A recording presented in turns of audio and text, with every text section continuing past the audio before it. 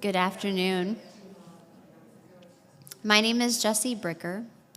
I'm an occupational therapist by trade, but now I do more teaching than I do practicing. I'm an assistant professor at WashU School of Medicine in St. Louis in the occupational therapy department there.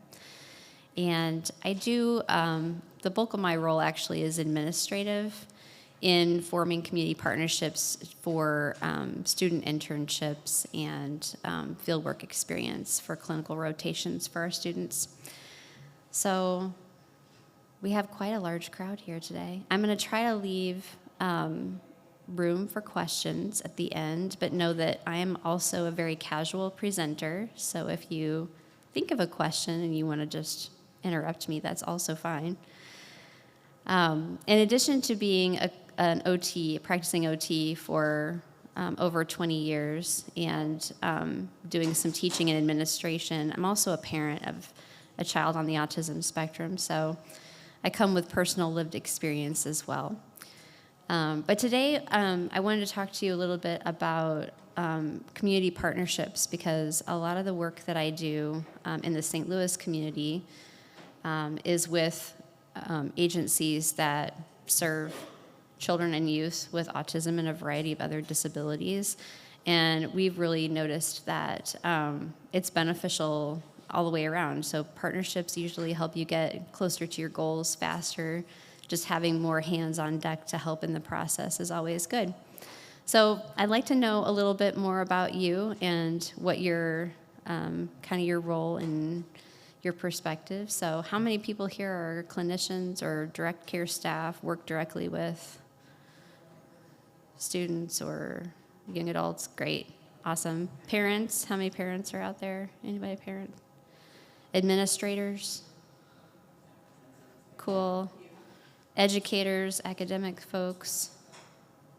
Awesome. Did I miss anybody? Oh, yay, cool. All right, good. So hopefully everybody will find something that they can take away from this. I'm going to provide you some examples of a partnership A specific example, kind of like a case study of a partnership that I did in my role in academia with one of our local partnering agencies. So it's more of an example of community academic institution partnerships, but a lot of the things that I'm going to talk about today are relevant with any type of community partnership. So we'll go ahead and get started. So here's our objectives for today.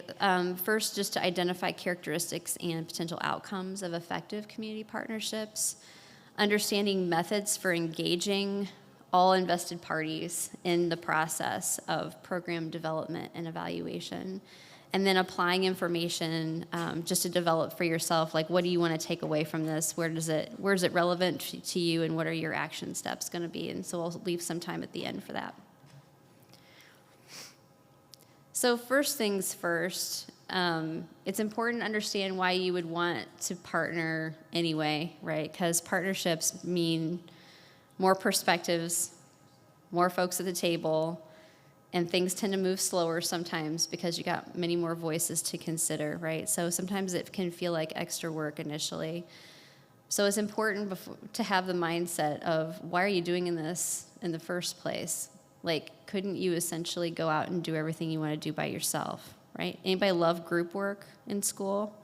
Remember group work, group projects? How many people were a big, huge fan of group projects? Come on. Nobody, right? Right? Were you all the kind of folks who would be like, let me just do it and you can put your name on it? Yeah, how many of those folks are out here? Oh, yes. You're my people. So, yeah, because hard, right? Hard to relinquish control over something, especially when you really care about it. And I think that all of us, especially like in community agencies and organizations where we're doing something that is service-oriented, we have a mission and a purpose, right? We have values that kind of drive the work, and it's really important to be protective of that. And I think it's hard to kind of pull other people into that, because then it kind of feels like, people have competing agendas sometimes or things. But why would we want to do any type of collaboration with other partners? Well, one specific reason is to close the knowledge practice gap. That's especially true when you think about leveraging academic institution partnerships. So in occupational therapy, we talk about this a lot. We have about a 17-year gap right now between what we know as current best practices and what we see in the field. 17 years. And that's not unique to occupational therapy. That's something that many disciplines find a significant knowledge to practice gap. So one of the things that can really be beneficial to organizations is bringing people who are newer clinicians or people who are being educated with best practices that are based in current knowledge into organizations that have maybe had long-standing traditional views of what they're doing, how they're doing it. And that's not necessarily a bad thing either. We don't want to totally revamp everything, but it's important to stay up to date in practice. 25 years ago when I was in school, they used to say that if you didn't have any continuing education ever and you went out to be an occupational therapist, your degree would be obsolete in about 8 years. That's how fast the science was moving. And I'm sure it's even faster now. I'm old and gray now. That was a long time ago. So it's important to think about what can your agency benefit from that is new and current, that is hard really to have access to that information or to have access to information that you can easily apply in your practice. And that's really what that partnering can do for you, is to figure out not just what is the evidence saying that we should be doing, but how do we actually do that within the context of our care. Streamlining transitions between systems is another key way that you can leverage partnerships. So this is especially relevant to thinking about the transition between K through 12 education and voc rehab services, for example, or thinking about the transition from medically based services to community-based services. So these are points where, when you're an individual, somebody who's going to get services for a long period of time, you have maybe a chronic issue or developmental disability or something like that, as you move through your lifespan, right, you're going to have these times where you have to shift paradigms and frameworks completely, right? You're getting medically based services and outpatient, and then you go to school, and then you go from school to the adult world where you don't have any of those things and you got to go find them, right? So all of those times are points where people can kind of fall off the map. And when you have the ability to combine your energy with other partnering agencies that are going to help you bridge that gap, it really provides some continuity in service for the people that you're serving and improves their outcomes overall. The other thing it can do is raise public visibility. Anybody in private practice or work for a for-profit agency? Yeah. So when you're doing that kind of work, your name and reputation is really important, right? People can choose other providers for services. When you're partnering with other agencies, you have the ability to disseminate information about how your program works to a wider audience, and then that can help your overall visibility in your community. Leveraging academic institutions to gather outcomes data is also really helpful. Everybody knows how hard that is, right? Every time you try to take data on something that you're doing, it has to be consistent, it has to be systematic. You have to use, something that everybody can understand how to use it so that you don't muddy the waters in what you're collecting. All that requires a lot of coordination, effort, and work. And it's not exactly written into anybody's job description usually, right? Unless you're the quality assurance person. So when you leverage student workforce for that, the students are benefiting because they see how the whole bigger picture works in terms of outcomes development, program development, thinking about how to measure what you're doing and see if it's working. But you benefit from owning that data then that they're producing, and you can decide how you want to utilize that to develop your own programs. The other thing you're doing is training the next generation of practitioners, right? When you're trying to forge those relationships with either training programs or giving people the opportunity to just get exposure to what it's like to be in a specific discipline, that's then giving them, it's kind of like a way of translating your passion to another person, right? So that's really beneficial too. But what about getting beyond that basic win-win situation? The qualities of great partnerships to be really truly sustainable need some certain characteristics, right? It's great to have mutual benefit and to say, we need this and you need that, and so let's get together and make that work. That's great coordination, and that's oftentimes how partnerships start. But in order for them to really be long-term relationships, there has to be common alignment of values, right? You have to want the same things. You have to be kind of dedicated to the same purpose. It's very difficult to have a sustaining partnership when your agendas are competing at some points or in conflict, or maybe not even in conflict, but just not understandable to the other party, right? So getting some real traction in how to make community partnerships work and actually do the work of the partnership, you have to really be on the same page in terms of your values. So this sounds sort of like relationship building a little bit, and it is actually. It's actually very beneficial when you start out in a partnership when you have everybody at the table to really actually have a conversation about this. It's one thing to have your slogan or your motto or your branding, right, to say you're about something, but to really understand how people put that into action within their organization can help you as the partner figure out how you fit together.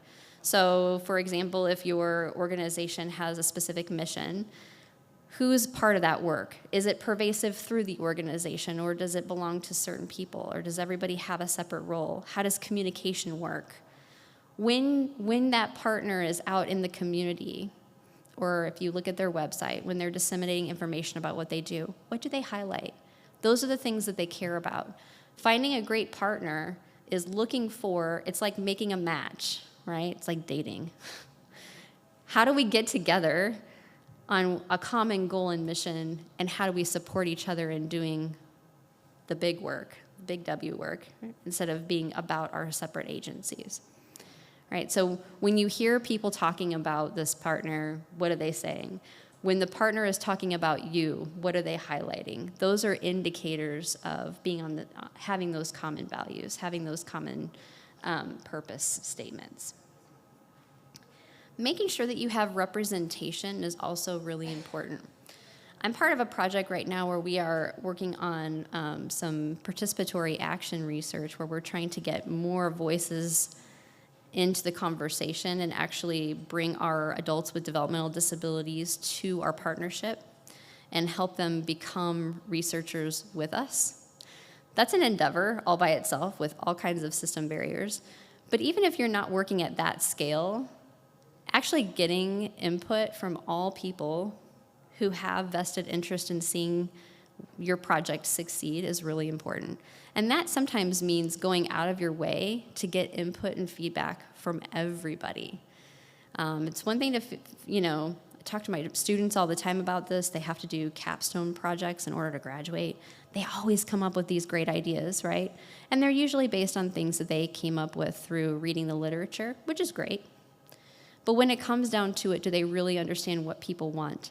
It's one thing to walk into an organization and go, I think you really need a training program and I'm going to build you one.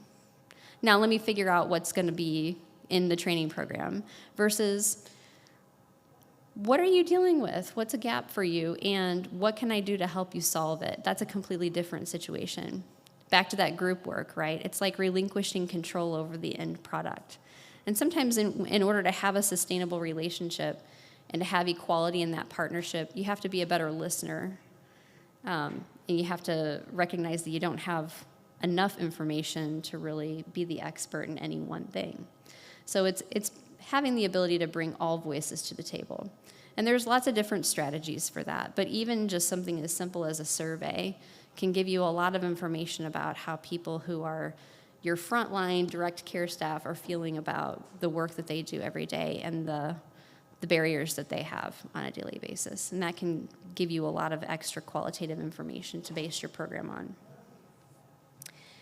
The other thing that you want to think about is, what are the indicators that things are going well? Just like in a dating relationship, right?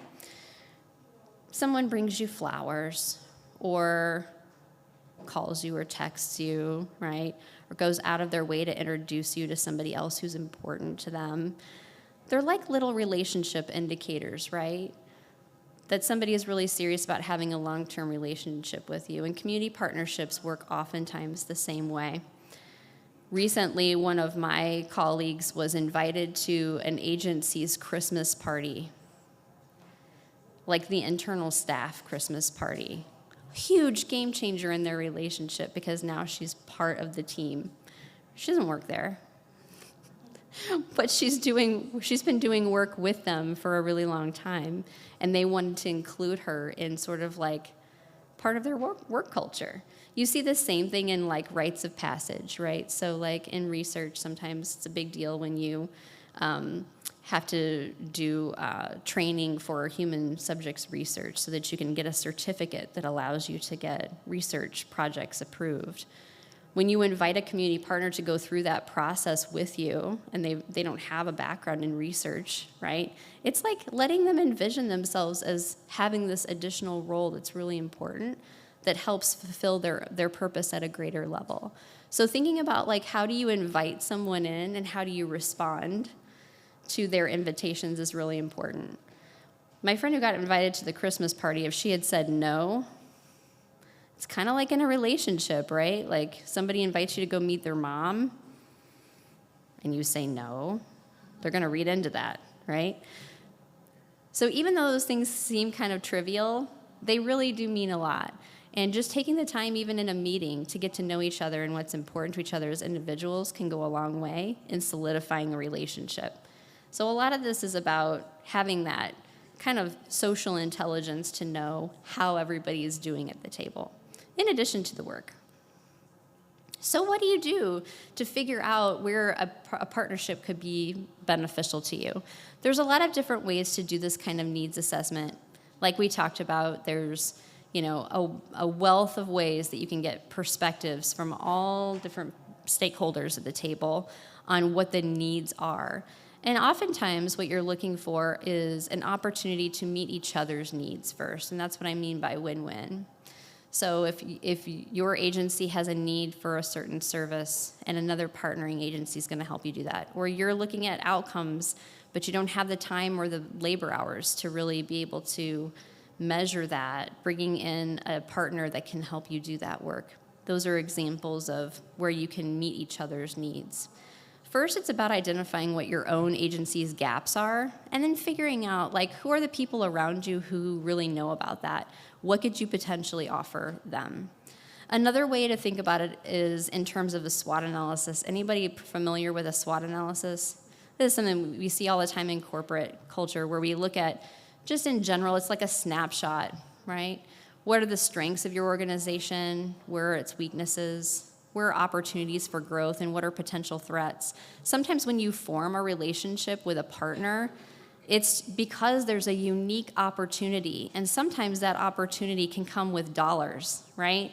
These are great opportunities for grant funding towards certain initiatives. You're sharing in the load of the work, so you're going to get additional funds to support part of your mission, but then you're going to bring more people to the table to do that work.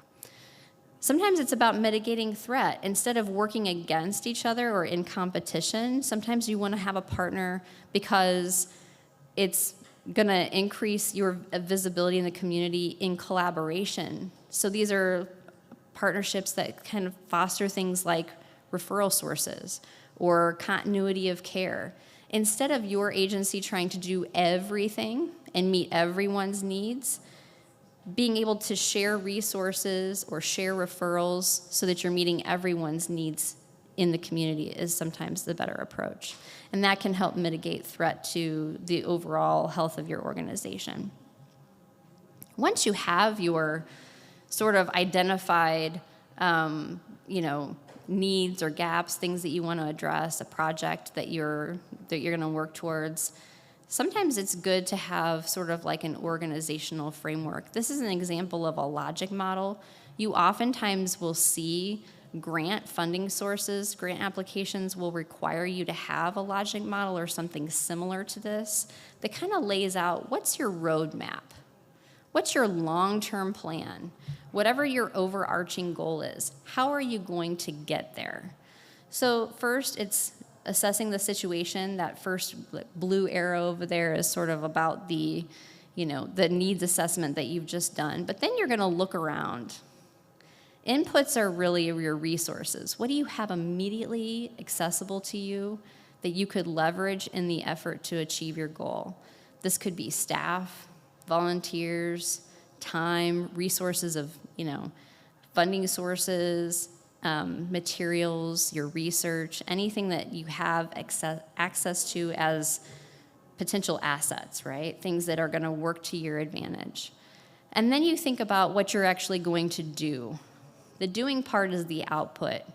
This is your intervention or your project, right? What are you going to do? Sometimes this is about training people.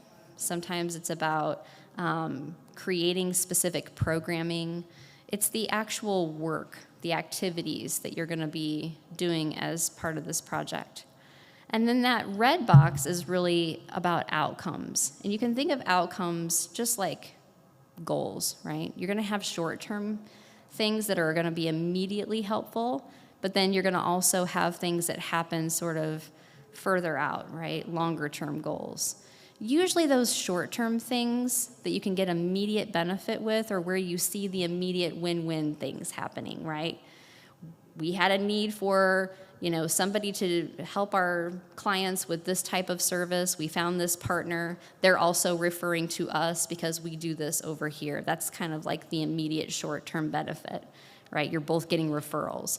But later down the road, what are those outcomes? Well, hopefully people experience higher satisfaction with both our services because they're getting streamlined coordination of care, or sometimes they're going to have better functional outcomes in the end because their needs were met more holistically. So you're thinking even long-term. Think of the long-term outcomes as like your big, hairy, audacious goal, the one that's like pie in the sky. It's going to take a while to get there, but the long-term impact of what you're doing. And so when you map it out this way, what you end up with is like a roadmap.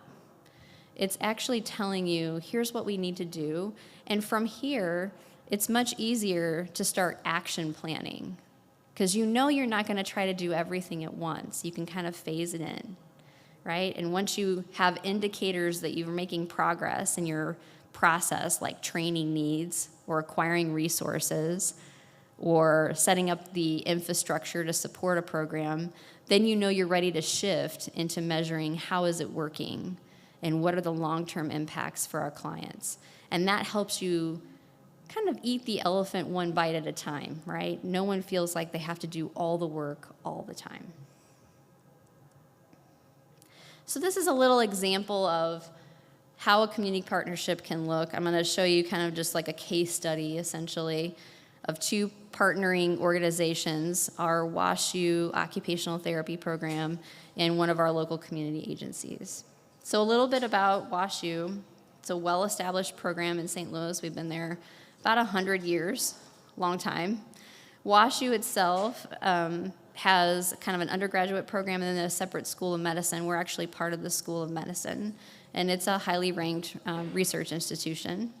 We have students that come from all over the country. Some are there to earn a master's degree. Some are in our entry-level doctorate program.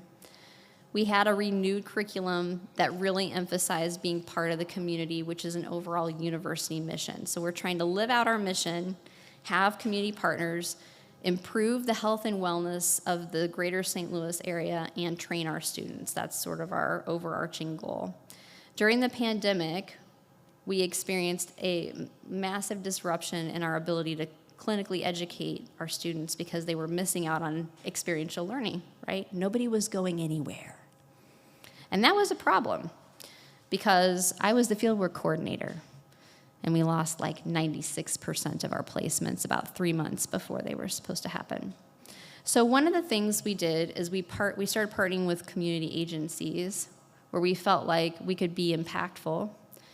We were trying to get away from the complication of sending all of our students to medical environments that were pretty much on lockdown and having a hard time just staffing, right? We didn't want to disrupt the educational process too much because students have to graduate on time or they can't pay their bills, right?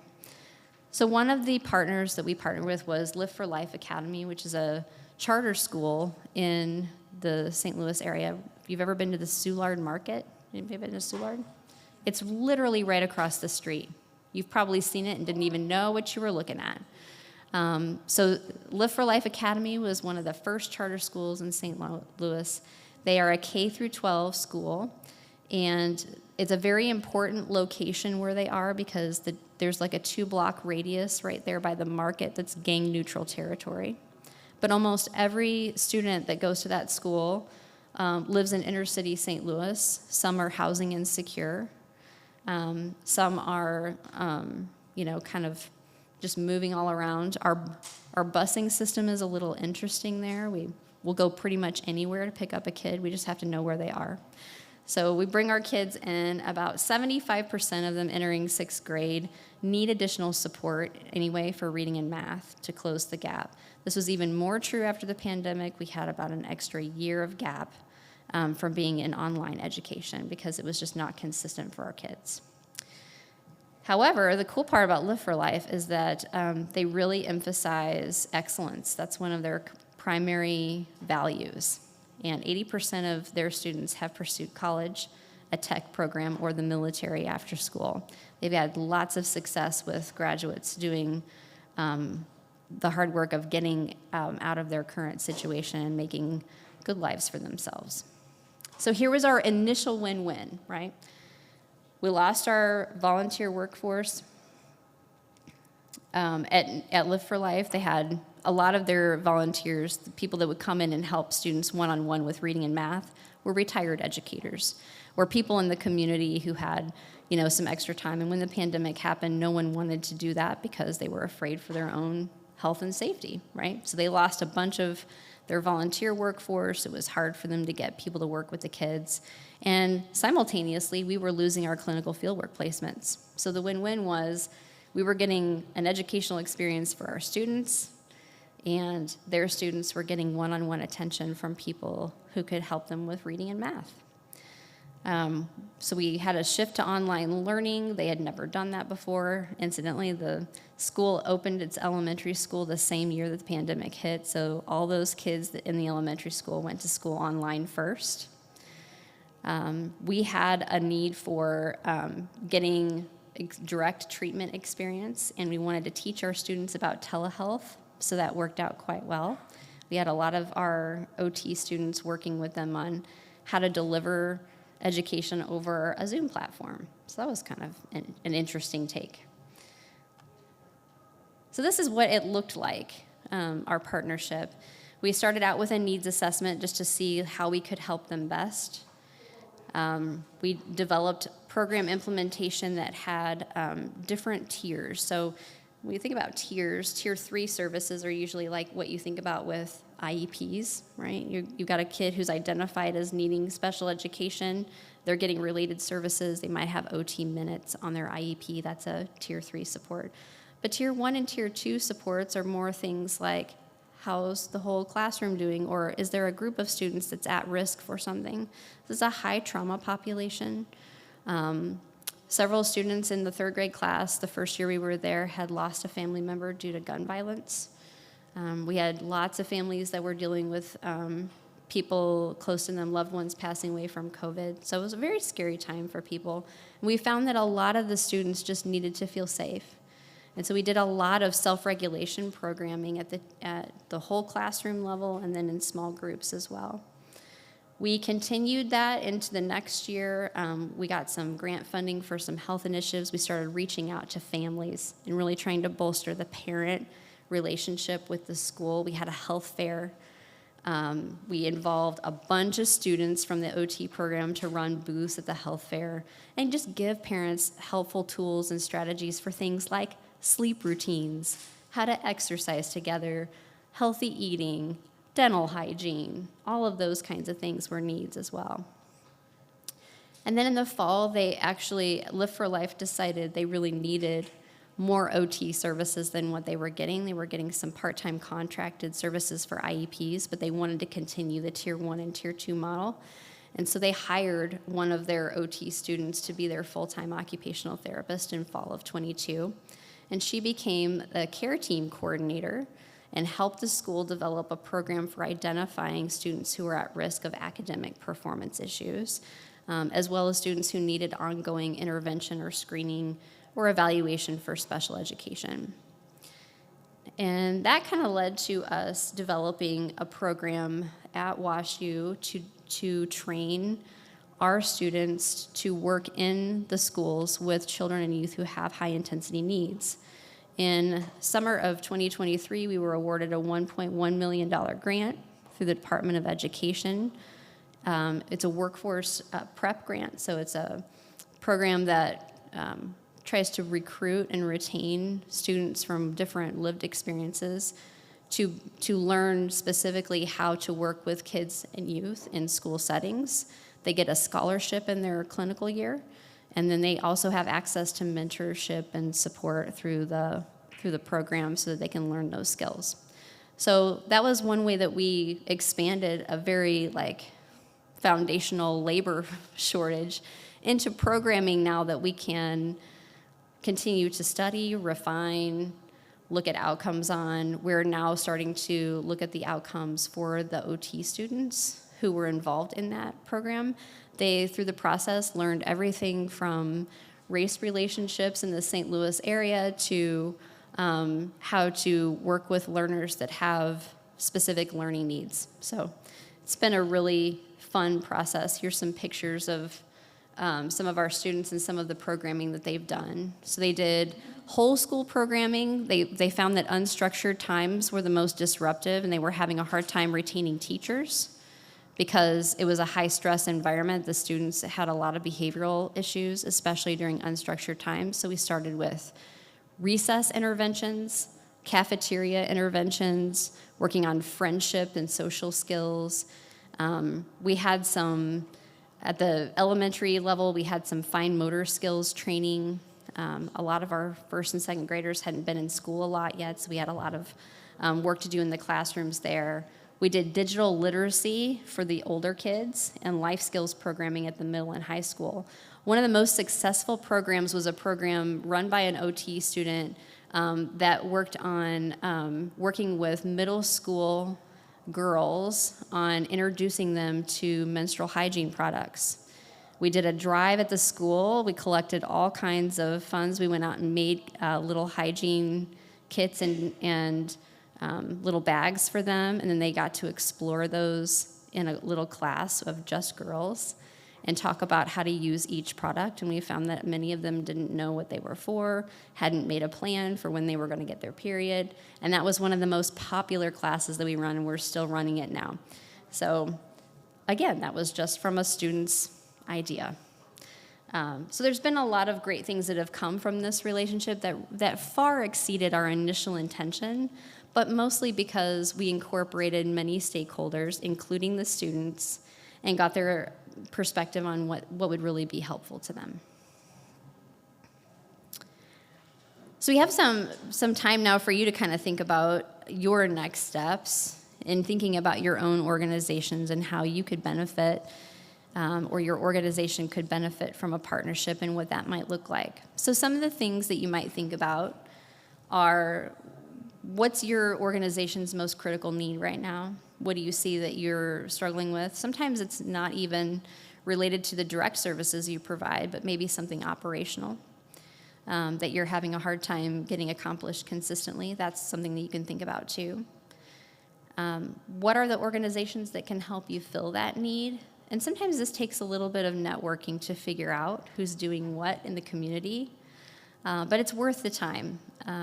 It's worth the time to really kind of figure out who those players are. When I first started doing this type of work, I was building a fieldwork education program for students from the ground up in a school that there was no OT program in existence in the whole county there before. So I used to literally take a whiteboard, and when I would meet people, I would literally draw like a spider web of who knows who's doing what, who just got a grant, who's publishing this work, who's connected to this organization, who just got United Way funding, all the things.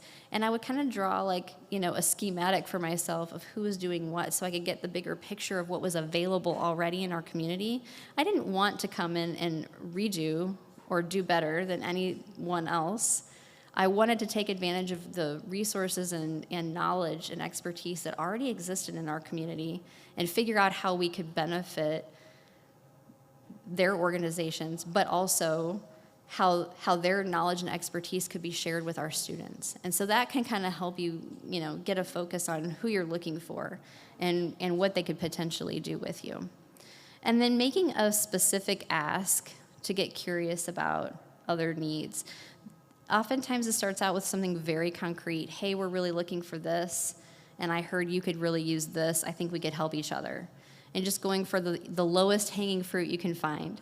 But then to really establish a plan together and to expand into a long-term partnership takes some work on a strategic action plan.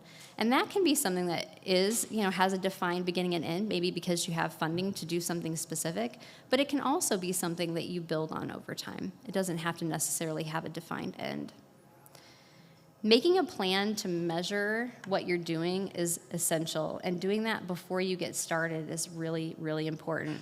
Most grant funders will require you to do this anyway, but if you have a plan for what you want to measure and how you want to measure it from the get-go, then you can have those pieces in place and train people on how to use them instead of having to backtrack to find that information later. And when you look for more funding later, that's oftentimes really helpful because you have hard numbers to work with. And if something's not working, it's easier to make a change because you have something to base it on. Having opportunities to expand or diversify your funding are really important too. So when you look for partners, looking for partners who have access to other funding sources is also very beneficial. That can help you sort of diversify where your resources are coming from. And then just consider, how are you going to sustain the work? There's really nothing worse, in my opinion, than starting something that you can't follow through on. It's really, really hard, especially on your clients, the people that you're serving, for a resource to be there temporarily and then to go away. They become really reliant on that. And then when it disappears, that's sometimes worse than not having it at all. So really be thoughtful about who you're partnering with. Is it going to be something that you can sustain over the long term, and to what level? Sometimes this means that you have to calibrate your growth a little bit. You don't want to do too much too fast. You want to make sure what you're doing is working well, because you can really exhaust people quickly when you try to take on a big dream and do it at a rapid pace. So just really thinking about, what do you have resources and bandwidth to do, and then sticking to doing that well instead of doing too much. That's really all I have, but I'm open to questions, and I'd like to hear more about the kinds of projects that you're interested in or what you're thinking about in terms of partnerships.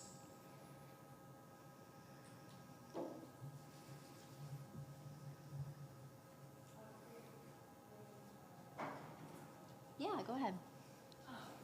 And so I work at the University of Illinois and through a program called PATH. So what I do is train on background.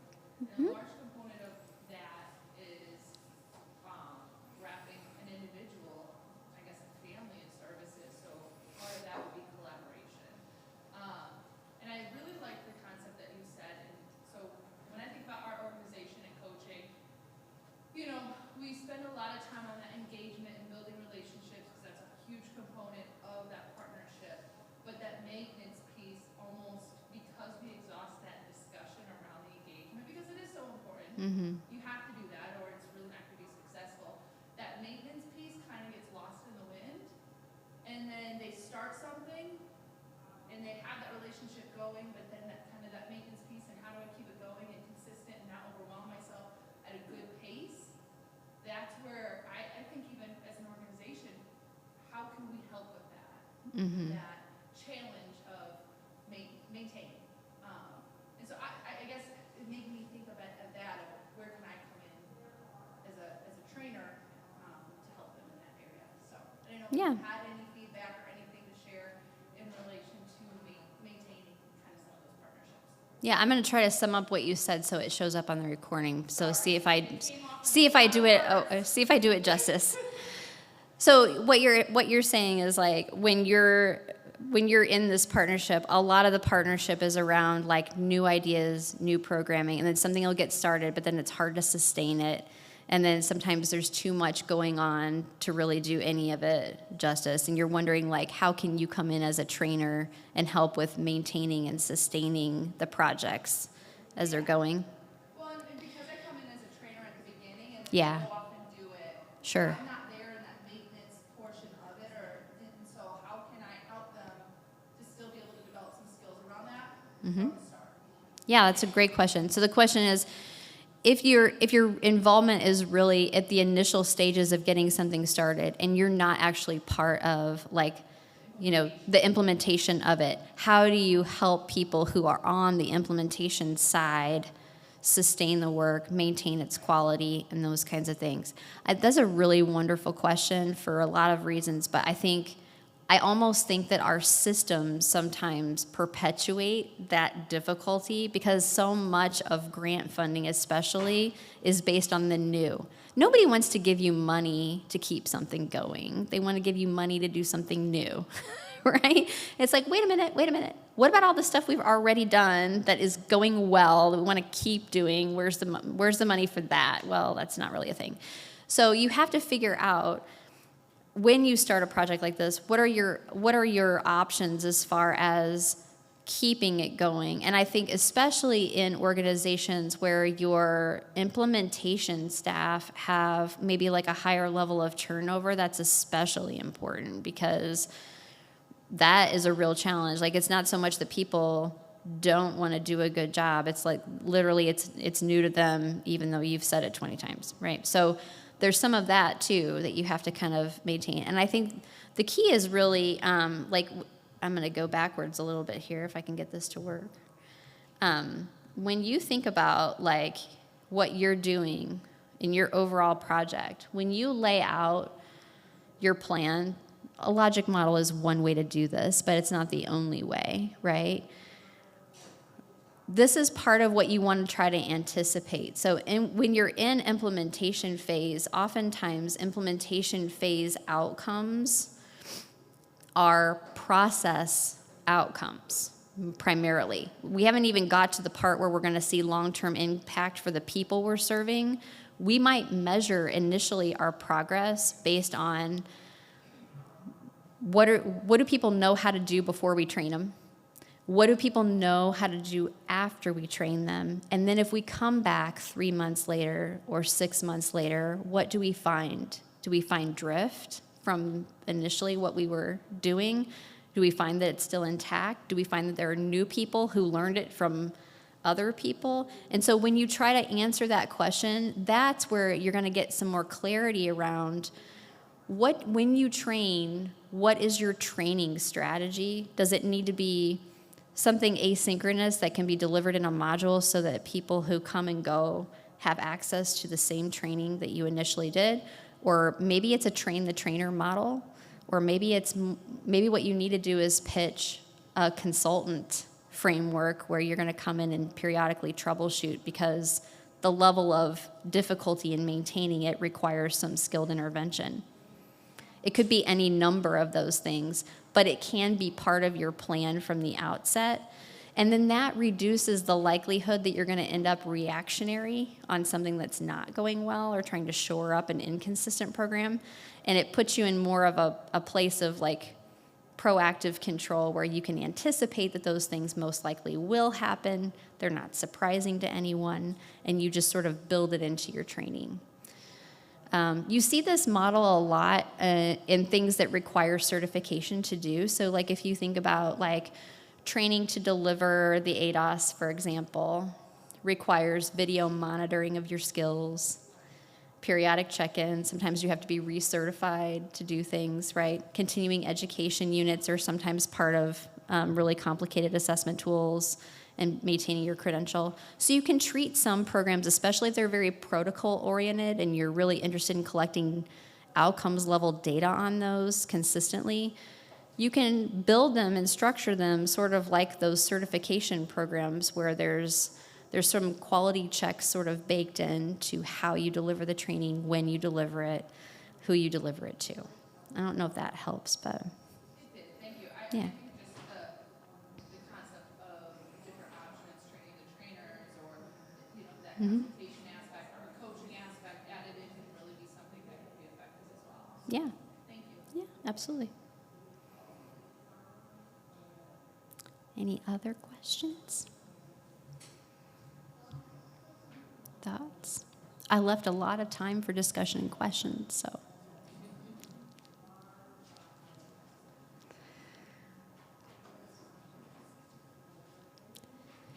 One of the things you can think about too when you're, how many of you, does anybody work on like a grant-funded project right now?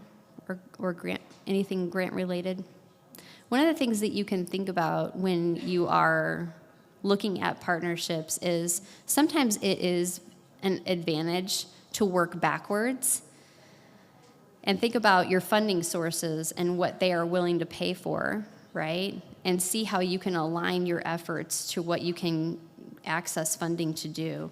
Sometimes that's where the academic partnerships can be particularly helpful because like in order to get some of those funds, you may have to have some preliminary outcomes to begin with, or they may want to see some descriptive statistics on the people that you're working with, and those are hard data points to really gather and do systematically. That's a perfect job for a student, honestly.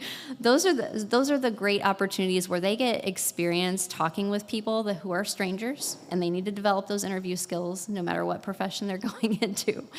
And they can also help you develop a survey. They can also help you develop the background in terms of like the literature that's available that talks about best practices. And so those different components can be really beneficial in thinking about like how can I use a workforce in a way that benefits them, benefits us. We have access to this information when we need it.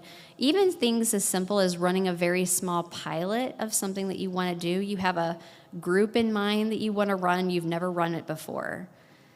Having a little powwow with, a class that's running a student project on evaluation is perfect, because then they can help you generate the data points that you need to gather in the first place. It's much less work.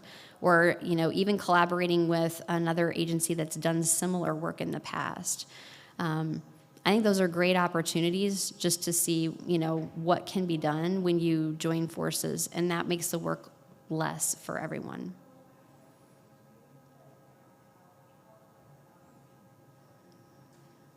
Any other questions?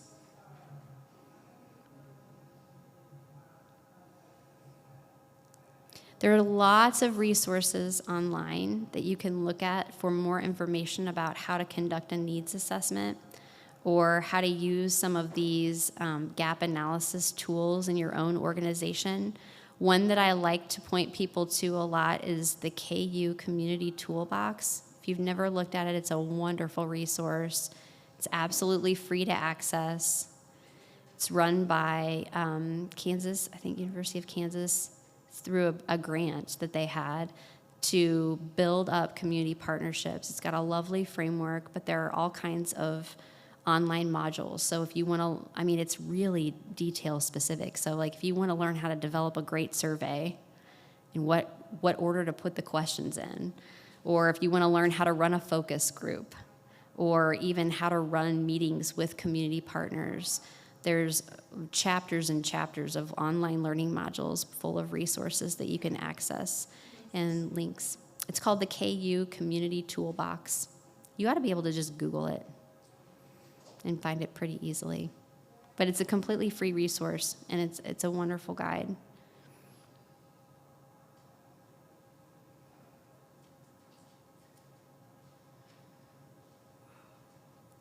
All right, well, I'll hang around for a few minutes if anybody has any further questions. But thank you for coming.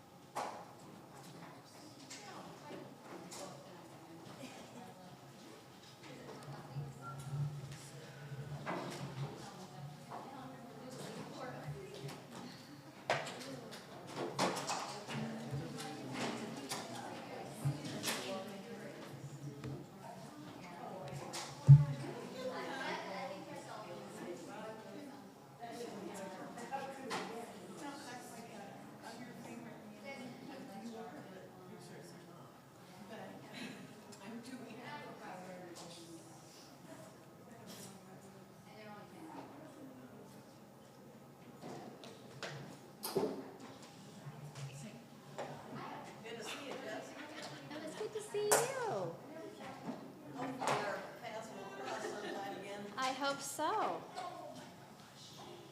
Happy early retirement. Thank you. You're welcome. They argue over what your name is too.